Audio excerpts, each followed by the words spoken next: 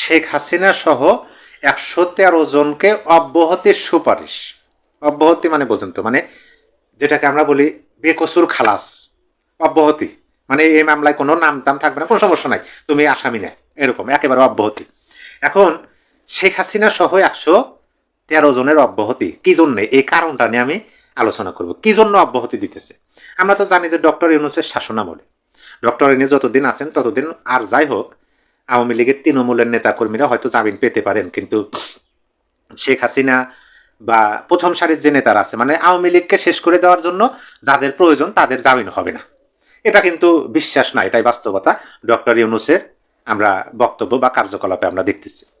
কিন্তু শেখ হাসিনার এই অব্যাহতির জন্য সুপারিশ করছে কি জন্য? আন্দোলনে আহতদের খোঁজ মেলেনি, মানে যে কারণে মামলা হয়েছে ঘটনাটা হলো যে আন্দোলনে আহত হয়েছে, সেই আহতদের মানে আহত করছে সেজন্য শেখ হাসিনা দায়ী, আহত হয়েছে শেখ হাসিনা দায়ী, রংপুরে আহত হয়েছে শেখ হাসিনা দায়ী, মানে এরকম আন্দোলনে আহত হওয়ার পরিপ্রেক্ষিতে যে মামলা হয়েছে সেই মামলার জন্য যে শেখ হাসিনাকে আসামি করা হয়েছে।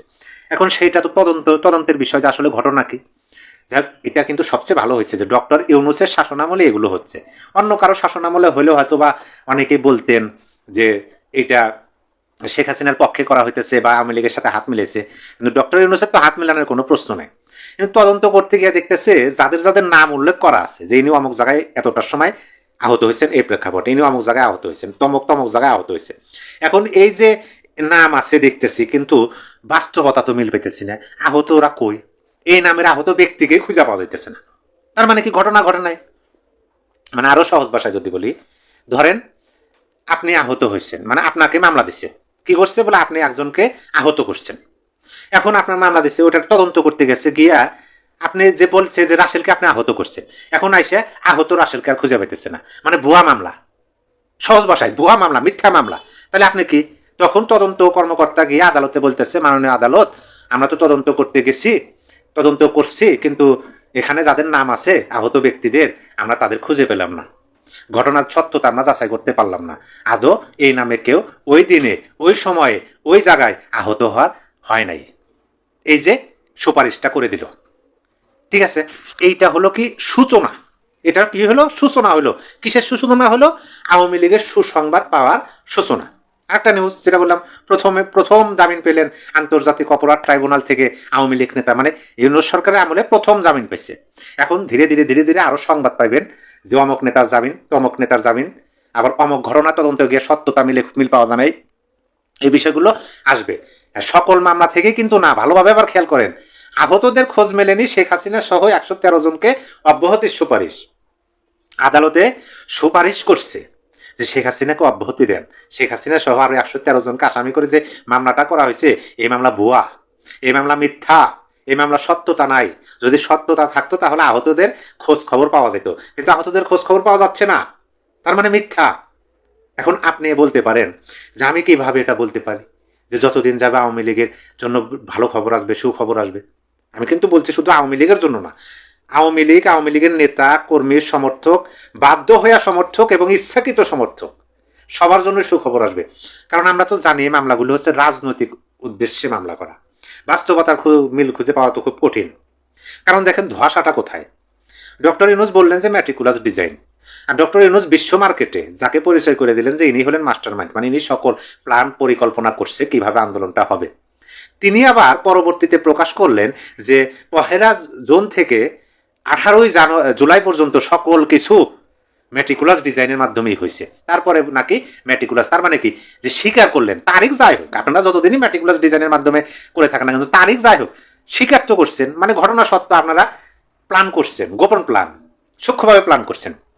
তাইলে যদি ১৮ জুলাইয়ের মধ্যে এই ঘটনাগুলো হয়, তাহলে আবু সাইদ হত্যা মামলা কিন্তু শেখ হাসিনা আসামি। তাইলে কিন্তু এইটা তো ঘটছে, আবু সাইদ যে মারা গেছে এটা তো আর মিথ্যা না, এটা তো সত্য। কিন্তু এই মামলার আসামিকে শেখ হাসিনাকে করা হয়েছে, আসাদুজ্জামান খান কামালকে মানে প্রথম সারি করা হয়েছে। কিন্তু এটা ভবিষ্যতে তো প্রমাণ হবে, ভবিষ্যতে কি সামনেই প্রমাণ হবে, যদি সত্যনিষ্ঠভাবে বিশ্বাসযোগ্যভাবে যদি তদন্ত হয় যে আবু সাইদ মারা যাওয়ার পিছনে প্রকৃত দায়ীকার, এটা যদি বিশ্বাসযোগ্য তদন্ত, সত্য তদন্ত হয়, তাহলে কিন্তু শেখ হাসিনাও মামলা থেকে অব্যাহতির সুপারিশ পাবে, আর আসাদুজ্জামান খান কামালও পাবে, কারণ মারা গেছে তো রংপুরে। শেখ হাসিনা তো আর ফোন দিয়ে বলেন নাই, মানে বিষয়টা দেখেন। এইটা এই জন্য আমি বলতেছি যে ম্যাট্রিকুলাস ডিজাইনের স্বীকার করছে যে 18 জুলাই পর্যন্ত ম্যাট্রিকুলাস ডিজাইন, তার মানে 16 তারিখে মারা গেছে। আপনি এই আবু সাইদ বলেন, বীর মুগ্ধ বলেন, তারা তো ম্যাট্রিকুলাস ডিজাইনের সময়কালের মধ্যেই তাদের প্রাণ কেড়ে হয়েছে, তাহলে এটা ম্যাট্রিকুলাস ডিজাইনের অংশ। বিষয়টা দেখেন এইভাবে। সত্য আমি সেই 24 সাল থেকে বলে আসতেছি, 24 সাল থেকে বলে আসতেছি যে সত্যকে আপনি ধামা চাপা যতভাবেই দেন, আপনি অনেক বড় পাহাড়ও যদি তুলে দেন, মিথ্যার পাহাড়, মানে সত্যকে রেখে তার উপর যদি মিথ্যার পাহাড়, একাধিক পাহাড় দিয়ে চাপা দেওয়ার চেষ্টা করেন, দেখবেন যে একটা সময় ওই পাহাড়ও সরে যাবে, কিন্তু সত্য সত্য হিসাবেই বের হয়ে আসবে যে ঘটনার এটা সত্য, এটা মিথ্যা। আর যেটা আমি মনে করতেছি যে অলরেডি বের হয়ে আসা শুরু হয়েছে, যেহেতু জামিন পাওয়া শুরু হয়েছে, অব্যাহতির সুপারিশ হওয়া শুরু হয়েছে, তাহলে এটা আরো মানে যত সময় যাবে, যত দিন যাবে, দ্রুত গতিতে হবে, দ্রুত গতিতে হবে। এটা হচ্ছে মূল বিষয়। এখন এই যে সংবাদটা, এবং এই সংবাদের পরিপ্রেক্ষিতে আমার ছোট বিদ্যা বুদ্ধিতে আমি যতটুকু আলোচনা করার চেষ্টা করলাম আপনাদের সামনে, এই বিষয়গুলো শুনে আপনার কাছে কি মনে হইতেছে? যে আদৌ কি আমার যে ধারণা, আমার যে যুক্তি, এইটা কি বাস্তবে রূপান্তরিত বা বাস্তবে প্রতিফলিত হতে আমরা দেখতে পারি, নাকি আমার ধারণাটা ভুল, বা আমার যুক্তিটা আদৌ মানে কি বলে সেরকম বর্তমান পরিস্থিতির সাথে সাংঘর্ষিক, অথবা বর্তমান পরিস্থিতির সাথে মিল খুঁজে পাওয়া যাচ্ছে না? মানে আপনার কাছে কি মনে হইতেছে অবশ্যই আপনি কমেন্ট বক্সে গঠনমূলকভাবে লিখে দিবেন। আর আপনি যদি আমার চ্যানেল সাবস্ক্রাইব করে থাকেন, সুন্দর কথা, আপনি সাবস্ক্রাইব করছেন, আমার চলার পথের সঙ্গী হয়েছেন, কারণ আমার তো অন্য কোনো প্ল্যাটফর্মে কিছু নাই, টিকটকও নাই, ফেসবুক কিছু নাই, ইউটিউবে আছে, এখানেই মনের কথা যা আপনাদেরকে বলি। ধন্যবাদ। ধন্যবাদ দিয়ে ছোট করবো না। যারা সাবস্ক্রাইব করেন নাই, যারা করেন নাই এখন পর্যন্ত, তারা অবশ্যই চ্যানেলটি সাবস্ক্রাইব করবেন। সাবস্ক্রাইবের যে ঘরটা, ওই ঘরটা যদি সংখ্যাটাও অনেক দেখায়, তার মানে কি ওই চ্যানেলে আপনি যা বলবেন সেইটার মূল্যটাও অনেক বড় হয়। আর আপনি যত মূল্যবান কথাই বলেন, সাবস্ক্রাইবারের মানে আপনার দর্শকের সংখ্যা কম, সেরকম বলো না, আমি সেভাবেই মনে করি। এবং আমি ভিডিওর মাঝে যে এই কথাগুলো বলি যে সাবস্ক্রাইব করবেন, আমি লক্ষ্য করছি যে এটা বলার পরিপ্রেক্ষিতে সাবস্ক্রাইব দ্রুত বাড়ে, আর যে ভিডিওতে বলি না ওই ভিডিও থেকে ভিউ অনেক হলে সাবস্ক্রাইব কম আসে। সুশাসনের জন্য নাগরিক সুজনের বদিউল আলম মজুমদার, সেখানে সুজন বরিশাল শাখার সাথে একটা মিটিং করেছেন এবং তারপরে সাংবাদিকদের সাথে তিনি কথা বলেছেন এবং সেখানে তিনি বলেছেন, আমি তার মানে একটা পত্রিকার হেডলাইন থেকে বলছি, যে নিরপেক্ষ তত্ত্বাবধায়ক সরকার ছাড়া সুষ্ঠু নির্বাচন সম্ভব নয়। যেখানে 12ই ফেব্রুয়ারি নির্বাচনের তারিখ ঘোষণা করা হয়েছে এবং এই বদিউল আলম মজুমদার নিজেও এই ডক্টর ইনুসের যে টোটাল গ্যাংটা রয়েছে তার একজন সদস্য। তো বদিউল আলম মজুমদার আজকে বরিশালে কেন বলছেন যে এই মানে নিরপেক্ষ তত্ত্বাবধায়ক সরকার ছাড়া সুষ্ঠু নির্বাচন সম্ভব নয়? বর্তমানে তো কোনো নিরপেক্ষ তত্ত্বাবধায়ক সরকার ক্ষমতায় নেই, তাহলে কি সুষ্ঠু নির্বাচন হবে না বলে আশঙ্কা করছেন তিনি, এবং তার এই আশঙ্কার কথাও তিনি বলেছেন। এবং মানে এই নির্বাচন হবে কিনা সেটা নিয়েও তিনি কথা বলেছেন। তো ইনুস শিবিরের ভেতরের একজন যখন বলেন এই নির্বাচন হবে কি না, কিংবা এই সুষ্ঠু নির্বাচনের জন্য একটা নিরপেক্ষ তত্ত্বাবধায়ক সরকার দরকার, তখন আমরা কি মেসেজ পাই? এদিকে আমাদের বাংলাদেশে আমেরিকান যে নতুন রাষ্ট্রদূত ব্রেন্ট ক্রিস্টেনসেন, তিনি এসেছেন এবং এসেই তিনি তার তৎপরতা শুরু করেছেন এবং যতদূর জানি যে তিনি 3জন সুশীল সমাজের 3জনের সাথে আজকে মিটিং করেছেন। তার মধ্যে একজন আবার উপদেষ্টা পরিষদের সদস্য, বর্তমান উপদেষ্টা পরিষদের সদস্য। তো তাদের সাথে তিনি মিটিং করেছেন। কি নিয়ে কথা বলেছেন আমি এখনো ঠিক জানি না, কিন্তু আমার ধারণা এই আসন্ন নির্বাচন নিয়েই তিনি কথা বলেছেন।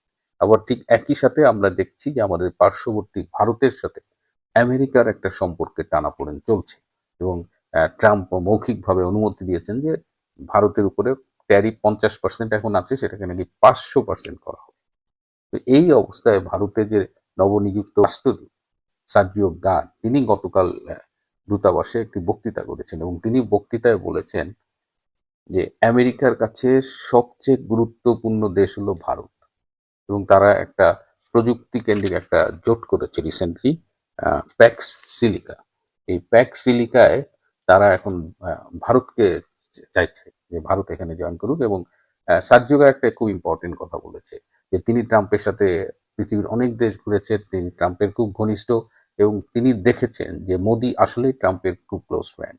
তিনি আরো বলেছেন যে দুইটা বন্ধুর সাথে কখনো কখনো অনেক বিষয়ে মতপার্থক্য হয়, মনোমালিন্য হয়, কিন্তু তাই বলে বন্ধুত্বটা শেষ হয়ে যায় না। সো এই সার্জিও গারের এই অবস্থানটা, যখন আমরা ট্যারিফের এই 500% ট্যারিফ নিয়ে আমরা একটু টেন্স ছিলাম যে সম্পর্কটা কোন দিকে যাচ্ছে, ঠিক সেই সময় সার্জিও গারের এই কথাগুলো কিন্তু খুব ইম্পর্টেন্ট। এদিকে আমাদের বদিউল আলম মজুমদারের কথা, এবং আমাদের যে ব্র্যান্ড ক্রিস্টেনসেন আসছে যে নব রাষ্ট্রদূত, এদিকে একমাত্র বিএনপি ছাড়া বাংলাদেশে এখন আর কেউ নির্বাচন যে একদম করতেই হবে, চাইতেই হবে, এমন ভাবসাব কিন্তু দেখা যাচ্ছে না। মাঠ পর্যায়েও যতটা তৎপরতা থাকার কথা ছিল, কিংবা নির্বাচন কমিশনের কার্যালয়ে যতটা তৎপরতার কথা ছিল, সেগুলো কিন্তু এখন পর্যন্ত দেখা যাচ্ছে না। সুতরাং এখন যে টেনশন যেটা, সেটা হলো যে 12ই ফেব্রুয়ারি নির্বাচন হবে কিনা। এটা নিয়ে আমি কিন্তু বলছি একটা অনিশ্চিত নির্বাচন।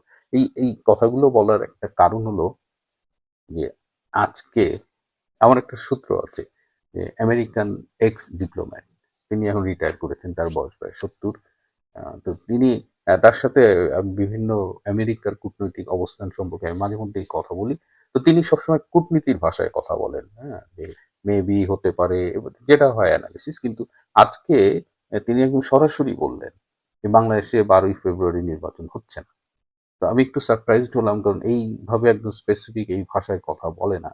তো আমি বাংলাদেশে আমেরিকান লবির সাথে ঘনিষ্ঠ সম্পর্ক মেনটেন করে এরকম দু একজনের সাথে আজকে যোগাযোগ করেছি। সবাই কিন্তু আকারে ইঙ্গিতে ওভাবেই বলেছে যে সম্ভবত 12ই ফেব্রুয়ারি নির্বাচনটা হবে না। এবং একজন বললেন যে 20শে জানুয়ারির পর থেকে অনেক কিছু ঘটতে থাকবে, আপনারা জাস্ট অপেক্ষা করেন। এবার আমি একটু গোয়েন্দা সংস্থার লোকজনদের সাথে একটু যোগাযোগ করার চেষ্টা করলাম। তারা আমাকে কয়েকজন বলল যে স্যার, কি হচ্ছে, কোথা থেকে কি হচ্ছে, আমরা কোনো কিছু ট্রেস করতে পারছি না। আমাদের এই মুহূর্তে নির্বাচনী তৎপরতা, নির্বাচন নিয়ে কাজ করার কথা, কিন্তু আমাদের যেসব অ্যাসাইনমেন্ট দিচ্ছে তার সাথে নির্বাচনের তেমন কোনো সম্পর্কই নাই। সুতরাং আমরা ঠিক এই মুহূর্তে বুঝতে পারছি না কোন দিকে যাচ্ছে। তো এইটা আমার কাছে মনে হলো যে এই নির্বাচন করে ফেলার জন্য যে বিএনপির পক্ষ থেকে একটা তাড়াহুড়া দেখা যাচ্ছে। এমনকি এখন জামাত ইসলামও আর নির্বাচনের ব্যাপারে অত আগ্রহী না। জামাতের একজন নেতা বললেন যে আগে যেসব সচিব টচিব আমাদের দেখলে একেবারে দাঁড়ায় পড়তো, সালাম দিত, তারা এখন যেন আমাদের চেনেই না। পুরো প্রশাসনটাই এখন বিএনপির পক্ষে কাজ করছে, এবং এভাবে যদি প্রশাসন যদি পক্ষপাতদুষ্ট হয়ে যায়, নির্বাচনের লেভেল প্লেয়িং ফিল্ড যদি না থাকে, তাহলে ওই নির্বাচনে আমরা যাবো কিনা এটা আমাদের ভাবতে হবে। আর বাংলাদেশের ইলেকশন নিয়ে যখন অনিশ্চয়তা, তখন আমি একটু আন্তর্জাতিক একটা বিষয় বলবো যে আপনার ইরানের একটা সাম্প্রতিক পরিস্থিতি দেখতে পাচ্ছেন। গত 2-3 সপ্তাহ ধরেই সেখানে বর্তমান সরকারের বিরুদ্ধে আন্দোলন চলছে। যে আন্দোলনটা অনেকেই বলছে যে বাংলাদেশ, শ্রীলঙ্কা, নেপাল সেই রেজিম চেঞ্জের আন্দোলন, এবং এই আন্দোলনটা বেশ সিরিয়াস হয়ে গেছে। এবং আমরা ভিডিও দেখেছি যে যারা বিক্ষোভ করছে বর্তমানের সরকারের বিরুদ্ধে, তাদের হাতে অস্ত্র দেখা গেছে, এবং বলা হচ্ছে যে আন্তর্জাতিক গোয়েন্দা সংস্থা নাকি এইসব অস্ত্র সরবরাহ করেছে। তো এই বিক্ষোভগুলো অনেকগুলো শহরে ছড়িয়ে পড়েছে, এবং সেই থেকে যেভাবে আমরা নিউজ পাচ্ছিলাম তাতে মনে হচ্ছিল যে ইরানের যিনি প্রধান খামেনি যে কোনো সময় হয়তো ইরান থেকে চলে যাবেন। কিন্তু আজকে একটা ভিডিও দেখলাম যে আজকে ইরানের সরকার সমর্থকরা রাজপথে নেমেছে, লক্ষ লক্ষ লোক বিভিন্ন শহরের রাজপথে নেমেছে, এবং আজকে কিন্তু এই আন্দোলনকারী যারা বিক্ষোভকারী জেনজি, তাদের কিন্তু আজকে তেমন দেখা যায়নি। সুতরাং এই যে জিনিস, এটা আমি কেন বলছি সেটা বলি যে একটা সরকার, তার প্রধান শক্তি হলো তার রাজনৈতিক সংগঠন, এবং এই ইরানে যখন রাজনৈতিক সংগঠন সরকারের পক্ষে সমর্থনে নেমেছে, তখন কিন্তু আবার পুরো সিনারিও কিন্তু আর আগের মতো একদম ওয়ান সাইডেড নাই, যে সরকারের পতন সময়ের ব্যাপার মাত্র। এদিকে আমেরিকা আবার আক্রমণের কথা ভাবছে, তারা আক্রমণ করবে কিনা, বিষয়টা জটিল হয়ে গেছে। কিন্তু বাংলাদেশের এই গত বছরের আগস্ট মাসে আমরা কিন্তু আওয়ামী লীগকে মাঠে দেখি না, এবং খুব পরিকল্পিতভাবেই আওয়ামী লীগ যেন মাঠে না নামে সেই ব্যবস্থা করেছে। এবং সেখানে আমরা একদিকে দেখছি ইরানের সরকারের সমর্থক যে স্পেশাল রিপাবলিকান গার্ড আছে, তারা নামছে, আর আমাদের সেনাবাহিনী তারা কিন্তু নামেনি। এবং জেনারেল ওয়াকার একদম শেষ রাত পর্যন্ত কিন্তু মানে মিসলিড করেছেন শেখ হাসিনার সরকারকে। দল যখন বলেছে তারা সমাবেশ করতে চায়, তারা রাজপথে নামতে চায়, তখন এই ওয়াকার এবং অন্যান্যরা শেখ হাসিনাকে বিভ্রান্ত করেছিল যে রাজপথে নামলে প্রচুর ব্লাডশেড হবে, আপনি আওয়ামী লীগের সবাইকে ঘরে রাখেন, আই উইল টেক কেয়ার বলে জেনারেল ওয়াকার পুরা গেমটা তার হাতে নিয়ে নিয়েছে আওয়ামী লীগের বাইরে। আওয়ামী লীগ আজকে যখন ইরানের এই ঘটনা দেখবে, কিংবা আজকে যখন আত্মমূল্যায়ন করে, তারা কি বুঝতে পারে যে সেদিন রাজপথে আওয়ামী লীগের অনুপস্থিতিটাই এই ষড়যন্ত্র, এই ওয়াকার ইউনূস এদের যে ষড়যন্ত্র সেটাকে বাস্তবায়নে সহায়তা করেছিল। এর থেকে সব সরকারের জন্য, সবার জন্য টেক হোম মেসেজ হলো যে রাজনৈতিক সরকারের প্রধান ক্ষমতার উৎস হবে তার রাজনৈতিক সংগঠন।